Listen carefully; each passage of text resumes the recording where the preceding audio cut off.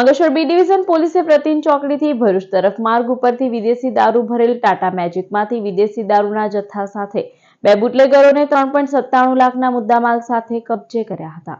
Ankleshwar B division police મથકનો staff પેટ્રોલિંગમાં હતો તે દરમિયાન બાતમી મળી હતી કે સુરત તરફથી ટાટા મેજિક ગાડીમાં વિદેશી દારૂનો જથ્થો ભરી બે ઈસમો ગોલ્ડન બ્રિજવાળા માર્ગ તરફ થઈ ભરૂચ જનાર છે. જેવી બાતમીના આધારે પોલીસે પ્રતિન ચોકડીથી ભરૂચ તરફ માર્ગ ઉપર વોચ ગોઠવી હતી.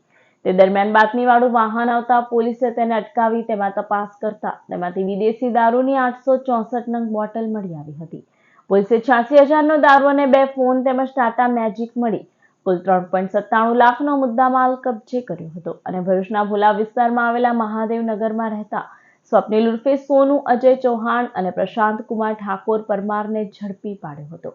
જ્યારે વિદેશી દારૂનો જથ્થો આપનાર સુરતના ઇમરાન નામના ઈસમ સહિત જથ્થો મંગાવનાર તિલક કુમાર પટેલને વોન્ટેડ જાહેર કરી વધુ તપાસ હાથ ધરી છે.